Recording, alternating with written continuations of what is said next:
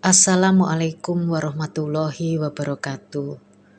Puji syukur kita panjatkan kehadirat Allah Subhanahu wa Ta'ala. Sholawat serta salam kita haturkan kepada Rasulullah Muhammad SAW, karena dengan kasih sayangnya kita bisa berjumpa dan ketemu di channel ini. Anda menemukan channel ini bukanlah hal yang kebetulan, tetapi karena tarikan energi, keselarasan antara Anda dan saya, dan semua adalah pasti karena kehendaknya. Di bagian sebelumnya kita belajar tentang siapa diri sejati kita, siapa yang bertanggung jawab akan tugas yang diberikan. Maka kali ini kita akan membahas kenapa ruh dan jiwa itu sesuatu hal yang sangat penting dan saling terkait supaya kita bisa menjalankan tugas dan bisa mempertanggungjawabkannya serta pulang atau kembali kepada Sang Maha Ruh. Di surat Al-Isra ayat 36, janganlah engkau mengikuti sesuatu yang tidak kau ketahui. Kenapa? Sesungguhnya pendengaran, penglihatan, dan hati nurani, semua itu akan diminta pertanggungjawabannya. Jadi awalnya kita ini adalah ruh. Ketika sudah dikasih wadah, kemasan jasmani, saat masih bayi, panca indera kita belum begitu berfungsi secara maksimal. Disitulah bayi masih belum memiliki keinginan. Balita pun juga demikian, dia belajar, masih explore ya, belajar. Makanya kenapa kebahagiaannya atau surganya bayi, surga yang dia rasakan yaitu dekat dengan ibunya, digendong, minum susu, bermain-main, makan permen. Itu surga bagi dia, bahagianya luar biasa. Surga yang dia rasakan, jiwanya masih bersih, ruhnya masih tersambung akan Tuhan. Tidak ada terpikir hal-hal yang berat, bahkan ketika situasi bahaya, dia saja tidak ngerti. Makanya kalau anak kecil baru bisa jalan, dia nggak tahu itu mana jalan yang bahaya atau tidak. Ada tangga dia naik, tanpa tahu itu bahaya atau enggak. Nah, lambat laun semakin dia besar, semakin dia belajar, akalnya main, maka berlakulah hukum panca indera, penglihatan, pendengaran, rasa, dan lain-lain itu mendominasi, sehingga hasil panca indera tersebut menjadi program jiwa atau nafs kita. Sebuah hadis, tentu saja redaksi aslinya berbahasa Arab, ya, seperti ini. Al-nasu niyam idza matu intabahu. Jika diterjemahkan secara sederhana, makna hadis ini adalah sebagai berikut. Manusia itu sedang tidur, tertidur. Ketika mereka mati, barulah mereka terbangun. Apa yang tertidur, lalu apa yang menyebabkan kondisi tidur di alam dunia? Tentu saja adalah ruh yang tertidur.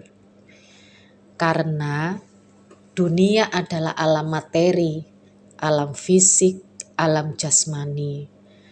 Dan fisik itulah atau panca indera tadi yang menghalangi orang-orang dari keterjagaan. Alam materi itu penghalang ruh dari keterjagaan, dari kesadaran. Semakin tebal fisikalitas seseorang, maka semakin dalam dan nyenyak tidur ruh dia. Seperti ini sulit dibangunkan dan disadarkan. Sangat asik dan terlena dalam ketidaksadaran mereka. Sebaliknya, ketika fisikalitasnya tipis, minim, maka dalam kondisi tidur pun ia bisa merasakan kesederhanaan dan keterjagaan. semakin tipis dan minim lagi, maka semakin bagus pula tingkat keterjagaannya. Dalam kaitan inilah Nabi Muhammad SAW pernah menyatakan, kedua mataku tidur, tetapi hatiku tidak.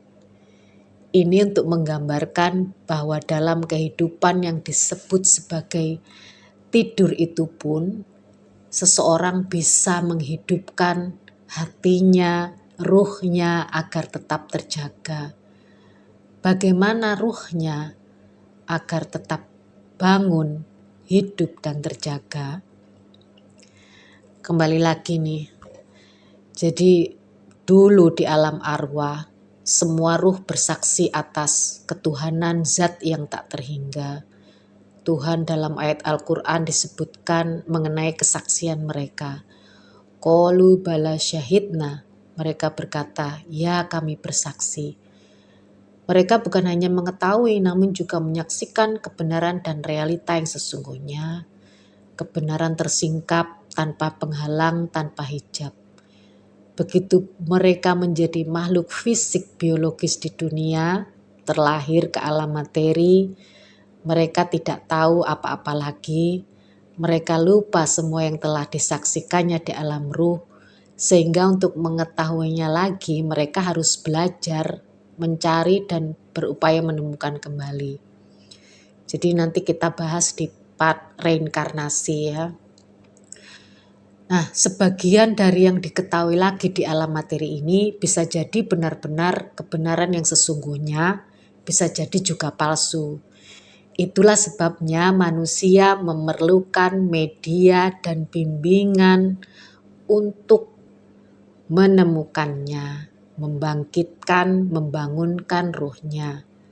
Sebagian ada yang mencoba menemukan hanya melalui akalnya, sebagian lagi melalui wahyu dari nabinya, dan sebagian lagi melalui keduanya, akal dan wahyu.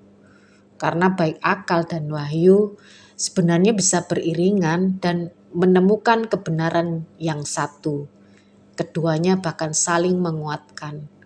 Nabi bahkan mengungkapkan bahwa agama adalah akal. Tidak beragama orang yang tidak berakal.